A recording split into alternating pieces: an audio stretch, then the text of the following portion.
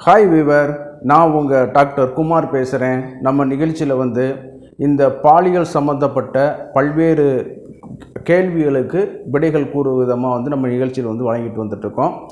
அந்த வகையில் இன்றைக்கி ஆண்குறி எழுச்சிக்கும் இரத்த கொதிப்புக்கும் என்ன தொடர்பு அப்படிங்கிறத தான் இன்றைக்கி பார்க்க போகிறோம். பொதுவாக இரத்த ஓட்டம் அதிகரிச்சிருச்சுனாலே நம்மகிட்ட ஒரு வீரியமும், அதாவது ஒரு ஆக்ரோஷமான தன்மைகள், சண்டைகள், இந்த மாதிரியான இதெல்லாம் நம்ம பார்க்கும் பொழுது இரத்த ஓட்டம் அதிகமாக இருக்கும், ஹைப்பர் டென்ஷன் அதிகமாகவும் இருக்கும். ஆனால் அந்த நேரத்தில் பார்க்கும் பொழுது ஆண்குறி எழுச்சி இருக்காது. சரிங்களா? இதைத்தான் இன்றைக்கி இந்த வீடியோவில் பார்க்க போகிறோம். சரிங்களா? பொதுவாக எல்லோரும் நம்ம தவறாக நினச்சிட்ருக்கோம். நம்ம இரத்த அழுத்தம் அதிகரிக்க ஆண்குறியோட எழுச்சியும் அதிகரிக்கும் அப்படிங்கிற மாதிரி. அது தவறான ஒரு கருத்துங்க. அதனுடைய என்ன ஃபேக்ட்டு அப்படிங்கிறது தான் இந்த வீடியோவில் பார்க்க போகிறோம். நிகழ்ச்சிக்கு போகிறதுக்கு முன்னாடி உங்கள்கிட்ட ஒரு சின்ன வேண்டுகோள். இந்த நிகழ்ச்சி உங்களுக்கு பிடிச்சிருந்துச்சுன்னா லைக் பண்ணுங்கள், மற்றவர்களுக்கும் பயனுள்ளதாக இருக்குன்னு கேட்டிங்கன்னா ஷேர் பண்ணுங்கள், மறந்துடாமல் சப்ஸ்கிரைப் பண்ணி எனக்கு ஹெல்ப் பண்ணுமாறு பணிவோடு கேட்டுக்கொள்கிறேன். மகாகவி பாரதியார் சொன்ன ஒரு வார்த்தை தான் இந்த இடத்துல எனக்கு ஞாபகத்துக்கு வருது. கடை விரித்தேன் கொள்வார் இல்லைன்னு ஒரு வேதனைப்பட்டு சொல்லுவார். சரிங்களா? அதே மாதிரி தான் நம்ம நிகழ்ச்சியை பார்க்கக்கூடிய அன்பர்கள் சப்ஸ்கிரைப் பண்ணாமல் கடந்து போயிடுறீங்க. இதனால் என்னுடைய அடுத்தடுத்து போடக்கூடிய ஒரு எஃபர்ட்டுக்கு ஒரு பலன் இல்லாமல் போயிடுது. சரிங்களா? இது என்னுடைய பர்சனல் வருத்தம் தானே ஒழிய உங்களுக்கு இது கிடையாது. ஆனால் நீங்கள் சப்ஸ்கிரைப் பண்ணி எனக்கு ஹெல்ப் பண்ணுமாறு மிக பணிவோடு கேட்டுக்கொள்கிறேன்.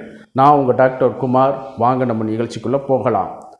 பொதுவாக இன்றைக்கி 120 கோடி இருக்கக்கூடிய நாடுகளில் நம்ம நாட்டில் ஏறத்தாழ ஒரு சர்வே சொல்லுது.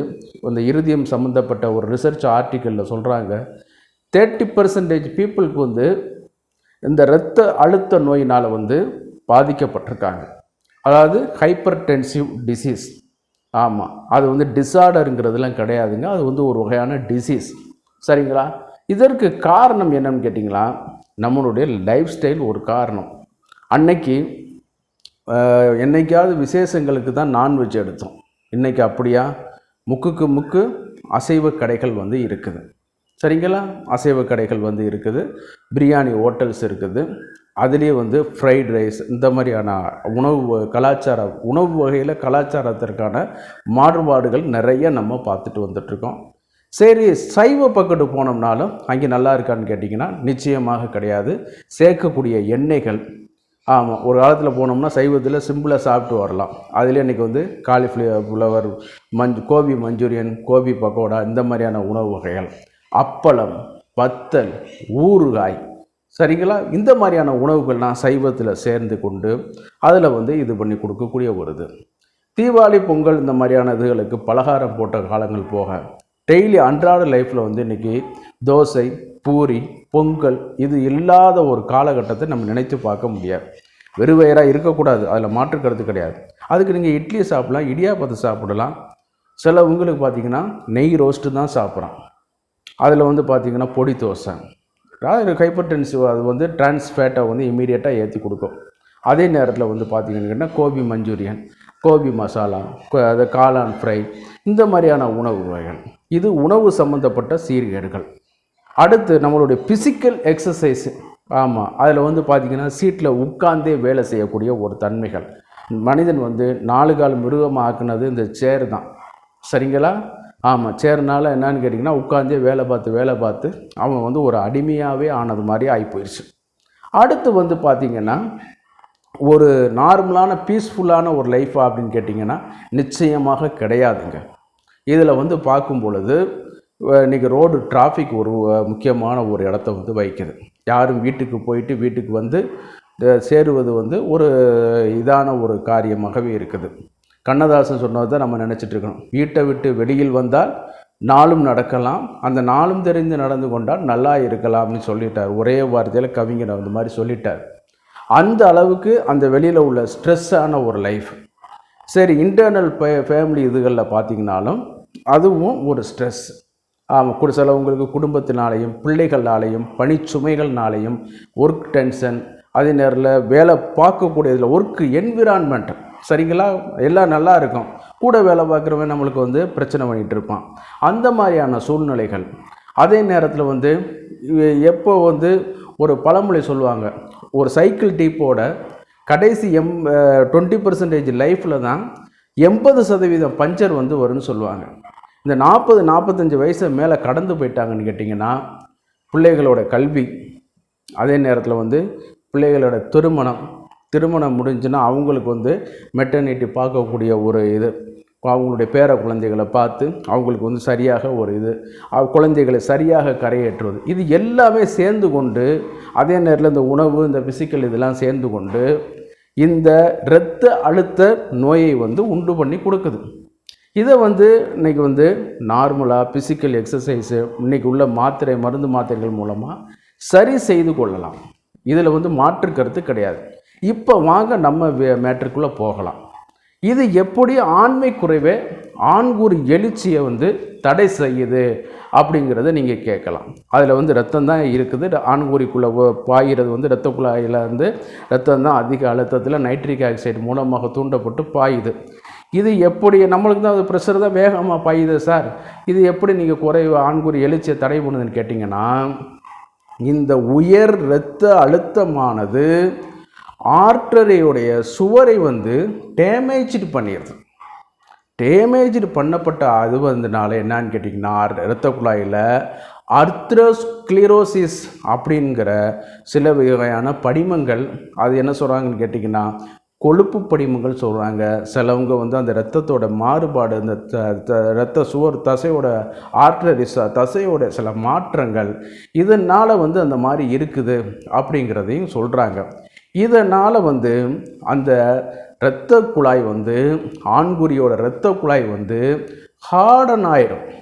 அப்போ என்ன ஆகுன்னு கேட்டிங்கன்னா, நார்மலான ப்ளட் ஃப்ளோ போகும் பொழுது அது வந்து எழுச்சியாக மாறாது. சரிங்களா? சைக்கிள் டேப்பில் பம்ப் அடித்த மாதிரி அடிக்கணும். அதனால தான் ஒரு மேலை நாட்டு அறிஞர் ஒரு ஆர்டிக்கிள் என்ன சொல்லுதுன்னு கேட்டிங்கன்னா, நார்மல் பீப்புளை காட்டிலும், இந்த மாதிரி சர்க்கரை அது இந்த மாதிரியான இதுகளை காட்டிலும், எழுச்சி குறைபாடு காட்டிலும், இந்த இரத்த கொதிப்பினால் வந்து 2 மடங்கு அளவுக்கு அவங்களுக்கு என்ன ஆகுதுன்னு கேட்டிங்கன்னா, இந்த ஆண்குறி எழுச்சியின்மை வந்து ஏற்படுதுங்கிறது ஒரு அறிவியல் பூர்வமாக ஆராய்ச்சி செய்யப்பட்ட உண்மை. சரிங்களா? இந்த இதில் வந்து இரத்த கொதிப்போட அளவுகள் வந்து இன்றைக்கி உள்ள காலகட்டங்களில் 120/80 சொல்கிறாங்க, ஏஜ் ப்ளஸ் 100 சொல்கிறாங்க, அப்பர் நார்மல் லெவல் சொல்கிறாங்க, லோயர் நார்மல் சொல்கிறாங்க. பட் வந்து ஓரளவு ஆப்டிமலாக இருக்கிறத பற்றி தான் நான் இங்கே பேசிட்டு வர்றதுனால அந்த அளவுகளை நான் குறிக்க விரும்பலை. அதுலேயே உங்களுக்கு சைன்ஸ் அண்ட் சிம்டம்ஸ் வந்து தெரிய ஆரம்பிச்சிடும். இந்த இரத்த அழுத்தம் கூட போகிறதுனால என்னங்கிறதுக்கு தூக்கம் இல்லாமல் இருக்கிறது, படபடப்பாக இருக்கிறது, டென்ஷனாக இருக்கிறது, இதுகள்லாம் இருக்கிறனால என்னன்னு கேட்டிங்கன்னா, அதில் நம்ம அந்த அறிகுறி நம்ம வந்து அது ஒரு சாப்டர், அதுக்குன்னு தனி வீடியோக்கள் போடணும். நம்ம இது வந்து இதற்கும் இந்த ஆண்குறி எழுச்சிக்கும் என்ன தொடர்பு அப்படின்னு பார்க்கும்போது, இந்த இரத்த குழாய்கள் வந்து டேமேஜ்டு ஆகி அர்த்ரோஸ்க்ளீரோசிஸ் ஃபார்ம் ஆகி அந்த இரத்த குழாய் வந்து ஹார்டனிங்காக ஆக ஆரம்பிச்சிடும். சரிங்களா? அப்போ என்னன்னு கேட்டிங்கன்னா, நாளாக என்னன்னு கேட்டிங்கன்னா, இது வந்து ஆண்குறி வந்து ரொம்ப சுருங்கி போக ஆரம்பிச்சிடும். அவங்களுக்கு வந்து எழுச்சியின்மை வந்து கொண்டு பண்ண ஆரம்பிச்சிடும். அப்போ இந்த அர்த்ரோஸ்க்ளீரோசிஸ் இதெல்லாம் எப்படி நம்ம வந்து குறைக்கலாம் அப்படின்னு கேட்டிங்கன்னா, ஃபர்தராக எப்படி அதை டெபாசிட் ஆகாமல் ப்ரிவெண்ட் பண்ணலாம்னு கேட்டிங்கன்னா, சிம்பிள். இன்றைக்கி உள்ள இரத்த கொதிப்புக்கான மாத்திரைகளை சரியான அரசு பதிவு பெற்ற மருத்துவர்களால் பரிந்துரைக்கப்பட்ட மருந்து மாத்திரைகளை அவர்களுடைய மேற்பார்வையில் நீங்கள் எடுத்துக்கொள்ள வேண்டும். நீங்களாக போய் ஓவர் தி கவுண்டர்னு சொல்லுவாங்க, அந்த மாதிரி நீங்கள் போய் தயவுசெய்து வாங்கி பயன்படுத்தி உடல்நிலைகளை கெடுத்துக்கொள்ளக்கூடாது. சரிங்களா? அதே மாதிரி இந்த அர்த்ரோஸ்க்ளீரோசிஸ் அதாவது ஆண்குறியில் வரும்பொழுது வந்து ஃபஸ்ட்டு ஏதாவது எரிகிறத பிடுங்கோன்னா கொதிக்கிறது அடங்கிரும் அப்படின்னு சொன்ன மாதிரி நீங்கள் என்ன பண்ணணும்னு கேட்டிங்கன்னா, இந்த ஹைப்பர் டென்சிக்கான ட்ரீட்மெண்ட்டை வந்து முதல் லைனில் நீங்கள் எடுத்துடணும். அதே நேரத்தில் வந்து இதற்கான ஹெல்த்தியஸ்ட் லைஃப் ஸ்டைலை வந்து நீங்கள் வந்து அடாப்ட் பண்ணிக்கிற மாதிரி பார்க்கணும். நல்லா வாக்கிங் போங்க, சால்ட்டு குறைவான உணவுகளை எடுத்துக்கிறங்க, ஆயில் அந்த மாதிரியான குறைவான உணவுகள் எடுத்துக்கிறங்க. சிலமே என்னென்னமோ சொல்கிறான், நாட்டு இதில் எடுத்துக்கிறங்க, இப்போ ஃபாரினில் உள்ளது எடுத்துக்க, என்னென்ன, அதாவது எண்ணெயை நீங்கள் குறைச்சிருங்க, அவ்வளோதான். எந்த எண்ணெயாக இருந்தாலும். ஏன்னு கேட்டிங்கன்னா உள்ளே போகும் பொழுது நீர் பொருளை உறிஞ்சுவதை காட்டிலும் ஆயில் பொருள்களை உறிஞ்சுவது வந்து இயற்கை. நம்ம உடம்பு வெளியிலனாலும் சரி உள்ளேனாலும் சரி அதுதான் நடக்குது. அதனால வந்து இந்த உறிஞ்சுற திறன் இதனால வந்து அது வந்து இருக்கும் பொழுது அதை வந்து அதிகப்படுத்தும். செக்கில் ஆட்டினதான் நல்லா இது மிஷினில் ஆட்டினதுலாம் கெட்டதும் கிடையாது, அப்படிலாம் கிடையாது. நீங்கள் எதுனாலும் ஆகார அளவிட்டிராயின்னு கேடிலே போக அகலா கிடைக்கிற மாதிரி கொஞ்சம் உங்களுக்கு லெவலை விட்டு நீங்கள் நார்மலாக அப்நார்மலாக போயிட்டீங்கனாலே அது கெடுதி தான். ஆமாம், எபோவ் 40-45 மேலே வந்துச்சுனாலே இந்த சால்ட்டி ஐட்டம், அதே நேரத்தில் இந்த மாதிரியான உணவுகள், ஃப்ரைடு ஐட்டங்கள், இந்த மாதிரி ரீகுக்குடு ஆயில் அதை வந்து நீங்கள் வந்து தவிர்த்துறது நல்லது. இது அதே நேரத்தில் வந்து மெடிடேஷன் வந்து பண்ணுவது மூலமாக இது பண்ணக்கூடும். இந்த ஆர்த்ரோஸ்க்ளீரோசிஸ் இதாகிடுச்சின்னு கேட்டிங்கன்னா ஆண்குறியில் வந்து திருப்பி எழுச்சியின்மையை வந்து உண்டு பண்ணக்கூடும். அப்படிங்கிறதுனால என்னன்னு கேட்டிங்கன்னா நல்ல ஒரு எக்ஸ்டர்னல் மசாஜ் அரசு சித்த மருத்துவமனைகளில் கிடைக்கக்கூடிய மயன தைலம் அவர்களுடைய அரசு மருத்துவர்களுடைய பரிந்துரையின் பேரில் வாங்கி அதை அப்ளை பண்ணும் பொழுது கொஞ்சம் வெதுவெதுப்பாக அப்ளை பண்ண சொல்லுவார்கள். நல்ல எக்ஸலண்ட்டான மெடிசனுங்க. ஆமாம், கொஞ்சம் வெதுவெதுப்பாக இருக்கும். அதை எடுத்து அதாவது கெட்டியாக இருக்கும். அது வந்து வேக்ஸு தான், நீங்கள் ஒன்றும் தவறாக எடுத்துக்கிற வேண்டியதில்லை. அந்த இதில் வந்து வரும்பொழுது அந்த லைட்டாக மெல்ட்டு சுடுதண்ணியில் வச்சு இது பண்ணோம்னா மெல்ட் ஆகிடும். அந்த லைட்டாக வந்து அந்த ஆயிலை வந்து ஆண்குறியில் தடவும் பொழுது அந்த உஷ்ணத்தினால என்னான்னு கேட்டிங்கன்னா இன்னும் கொஞ்சம் ப்ளட் ஃப்ளோ வந்து இது பண்ணும் பொழுது அந்த ஆர்த்ரோஸ்க்ளீரோசிஸ் ஃபார்மேஷன் ஆகிறத வந்து தவிர்த்துடும். அதே நேரத்தில் உணவில் வந்து திரிஃபலா சூர்ணங்கள் வந்து எடுத்துக்கலாம். இது வந்து திரிஃபலா சூர்ணம் வந்து எதற்காகன்னு கேட்டிங்கன்னா ரீஜெனரேட்டிவ் பவரை வந்து செல்களுக்கு வந்து கொடுக்கும். டேமேஜான செல்கள் கண்டேமேஜாகி போயிடுச்சு, அதை திருப்பி பழைய நிலைமைக்கு உற்பத்தி பண்ணக்கூடிய ஆற்றல் வந்து திரிஃபலாவுக்கு இருக்குங்க. அதே நேரத்தில் வந்து நம்ம இதில் கொடுக்கக்கூடிய நெல்லிக்காய் விட்டமின் சியோடைய அளவு உள்ள இது ப்ளூபெரி, அதே நேரத்தில் இதெல்லாம் இந்த மாதிரியான உணவுகள்லாம் நீங்கள் எடுத்துக்கொள்ளும் பொழுது விட்டமின் சியோட அளவு சிம்பிள் புளி ரசம் இருக்கு இல்லையா, அதுவே கொஞ்சம் உணவில் எக்ஸ்ட்ரா சேர்த்துக்கிறங்க. அது வந்து இன்னும் கொஞ்சம் டீஜெனரேட்டிவ் டிஸார்டர்லாம் கொஞ்சம் அவாய்ட் பண்ணிவிட்டு உங்களை வந்து இன்னும் கொஞ்சம் அதை அந்த செல்களுடைய உருவாக்கத்தை வந்து இது பண்ணி கொடுக்க வைக்கும். அதே நேரத்தில் மயன தைலம் வந்து நல்லா ஒரு எக்ஸலண்ட்டாக இது பண்ணி கொடுக்க வைக்கும். இது வந்து அரசு பதிவு பெற்ற ஆயுர்வேத சித்த மருத்துவர்களோட மேற்பார்வையில் வந்து நீங்கள் பண்ணிக்கிறங்க. அதே நேரத்தில் வந்து ஹிம்கோலின் ஜெல், ஹிமாலயா நிறுவனத்தாருடைய ஹிம்கோலின் ஜெல் வந்து போட்டு மசாஜ் பண்ணும்போது அந்த பிளட் ஃப்ளோவை இன்க்ரீஸ் பண்ணக்கூடிய லாடா கஸ்தூரி காட்டு வெண்டை அப்படிங்கிற மாதிரியான ஒரு மூலிகை அதில் இருக்குது. அது வந்து அந்த பவரை வந்து அதிகரித்து கொடுக்குறனால என்னன்னு கேட்டிங்கன்னா இன்னும் கொஞ்சம் சிறப்பாக அது வந்து அந்த இரத்த குழாய் வந்து இப்போ விரிவடைஞ்சு அந்த ஆர்த்ரோஸ்க்ளீரோசிஸில் ரிமூவ் ஆகி ஆண்குறி எழுச்சியை வந்து நல்லா இது பண்ணி கொடுக்க வைக்கும். சரிங்களா? ஆனால் இது எல்லாம் எதை சொல்லியிருக்கேன், முதல்ல எரியறதை பிடுங்கினா தான் கொதிக்கிறது அடங்குங்கிற மாதிரி first you have to treat the causative factor. நோய் நாடி நோய் முதல் நாடி அது அன்னைக்கும் வாய் நாடி வாய்ப்பச்செயல்ங்கிற மாதிரி நீங்கள் என்ன பண்ணுறீங்கன்னு கேட்டிங்கன்னா அதில் உள்ள இந்த இரத்த கொதிப்புக்குள்ள மருந்துகளை எடுத்து இதை வந்து முதல்ல கண்ட்ரோலுக்கு கொண்டு வந்துடுங்க. சரிங்களா?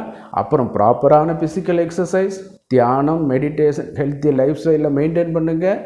அதே நேரத்தில் என்ன பண்ணுறீங்கன்னா உணவில் நீங்கள் கவனமாக இருங்க. சிலவன் வந்து என்னென்னமோ கிடைக்கிறதெல்லாம் திண்டுக்கிட்டே இருக்கும்.